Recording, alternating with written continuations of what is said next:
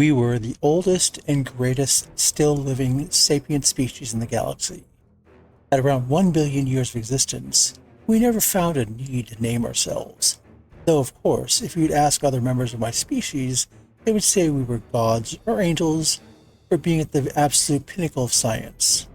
I always liked the term gods to describe us, but that's only for lesser beings. We're equals, so you can just call us unities.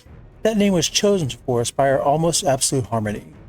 We were so different from other species even before we ascended and replaced our flesh with metal. We were not individual creatures, but groups of cells that lived in the bottom of our ocean near vents. We separate and combine to form bigger creatures on a whim, no one having one mind. When we disagree, we would simply fuse, becoming one entity. Even when we became more individualistic, we were still united. Because of our unity and blurriness between individuals, there were never wars, need for trade, or even nations. While there were still outcrops and villages, no one was a leader. When we had a little food, we'd all go hungry together instead of prioritizing the best. Because of this, we were different from other species, even different from the ones on our planet. Seeing how other species on our planet fought and killed members of their same species, we immediately knew it was our right to conquer this world. Each of our cells can change into different forms on a whim, although extremely advanced systems like fur and feathers only started forming a few centuries later. We destroyed the land, causing the third mass extinction on our planet. We didn't care because it didn't affect us, the superior species, so we simply let it happen. Of course, one rare individual and some mysticism made it so that we didn't reach the stars until it was necessary. When almost all life on the planet was used up, we were advanced enough and generally prefer to live in cities or in clouds and gas giants, where we don't need to touch the ground, and we don't really have flesh or cells as our bodies anymore. The form you're seeing now just being temporary forming. We created wormholes and now own part of the galaxy. We still prefer to keep to ourselves, so we only inhabit new systems out of necessity or amusement. There we played a game the Galactic Council would call cruel. When we find a sapient species, we would test it. We go to a certain religious faction and give their leader prophetic visions. We ask them to go to war and conquer their world. We even give them bits of our technology. Although I have blueprints on how to make more, the goal here is to make a world war, to make a difficult enemy where the rest of the world would have to unite against to save them all. We want to see if other species would be like us and become united. Most of the time, we ask our faction to be genocidal maniacs, to make it more threatening. But some others, we just let them do whatever they want. We did the latter to a species that evolved a few million years later on our planet after we destroyed it. Sadly, no species had yet to win. The dictatorship always succeeding. We would reward them anyways, but not fully. Not with the intention for the ones that truly won. Speaking of winning, that's where you step in. I wasn't really there for the other games, although I did see the memories from others. I was popular in my village, which is on your planet Saturn, my favorite by the way. And so when I suggested doing one of those games on Earth, everyone agreed. You were the most advanced species outside the council we've met. You guys were on the verge of leaving your planet and going to your neighbor, Mars.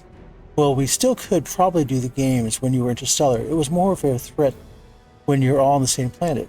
So we were lucky to catch you guys just in time. As I was the one who suggested, I was the one to give out the first prophecy. I decided to lengthen the game. Instead of going to the highest religious authority, I would send a prophecy to some random unknown man. That's where things changed. You probably know the history by now, but let's recap for the sake of clarity.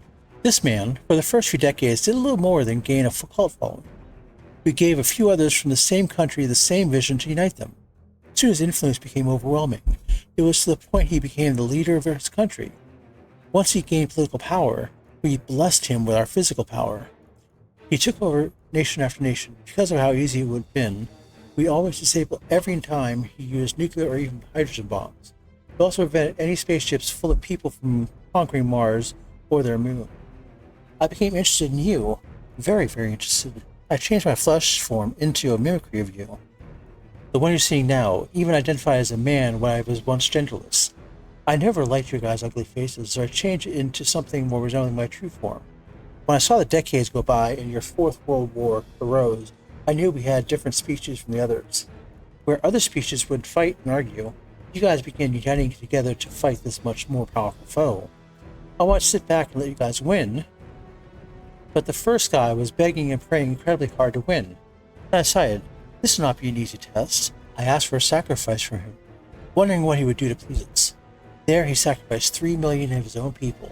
I couldn't just not help him after that. I changed the tides, literally affecting the natural disasters on your planet. Now don't look so skeptical. We simply put a device in your clouds to change the way your planet interacts with each other. There, what you called the Great Disaster happened. Your country and your allies all got hit by floods, tsunamis, blizzards, hurricanes, hail, mudslides, tornadoes, anything and everything in all the same year. All the while your enemy, that man, stayed perfectly safe. After you guys stood through that, I thought this was the end, that you would lose the game, albeit with me cheating a little. As one last goodbye, I changed my form completely into one of yours. Yes, even the ugly face. I had a difficult time with the mouth. I had to wear a face mask. I wore clothes more resembling your street punks and landed in one of your cities.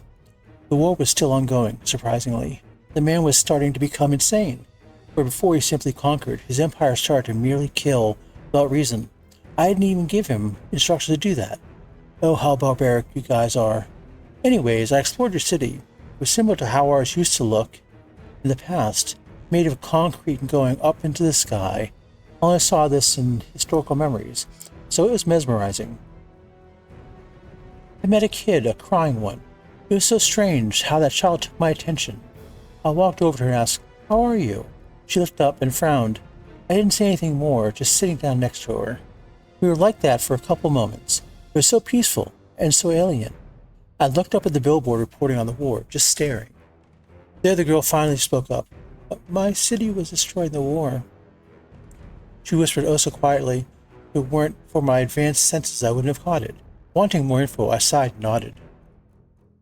"My sibling went and died there." I half lied. Well, my sibling is probably still alive and never went to war. They've been exiled from our society for differing thoughts. I still miss them. Of course, the loss of a sibling will never compare to the loss of a community. I tried sympathizing. She frowned and leaned up against me. "It was so scary," she murmured. Again, we sat there. "What's your name?" she asked me, breaking the silence. Now, we never really found the need for names in our society using our mind link. We all simply know who we were talking about.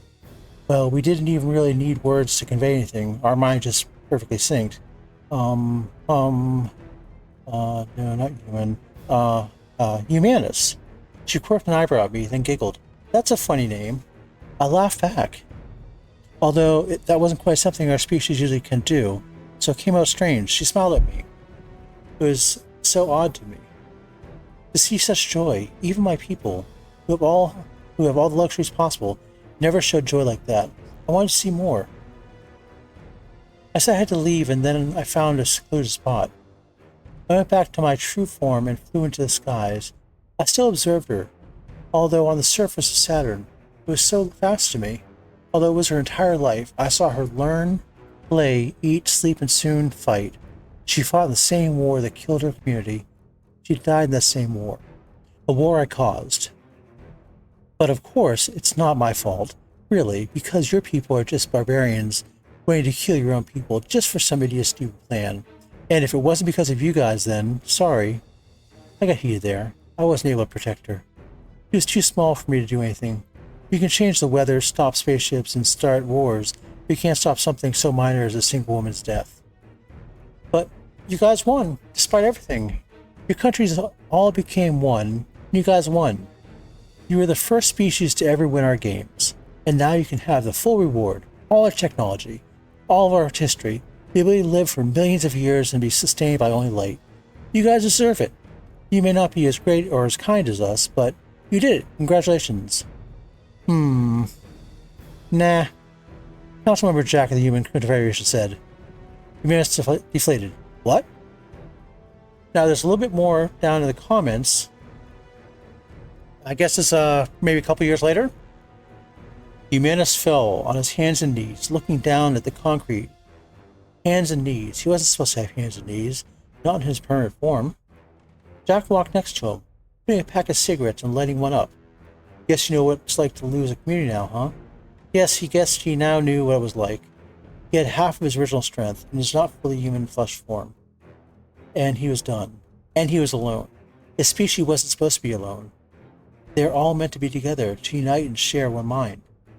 Jack offered an unlit cigarette to the still kneeling Humanus. The alien looked at it and decided, why not? He grabbed it and glanced at the beautiful sunset. In the memories of Saba's original planet, the sunset was green to offset the normal yellow sky. You know, Jack began, if people find out that you're the reason for the deadliest war on this planet, they're going to kill you. Humanus scoffed. They can try. Even my weakened form would be difficult to kill me. The alien, not quite knowing what to do because of his lack of mouth, decided to just push a cigarette into his head. His head lit up even brighter than before and finally went to his full height, raising a hand to ask for more. Jack sighed and put the pack back in his pocket. Humanus' shoulders sank. Jack patted Humanus on the back. You know, kid, I'm millions of years old.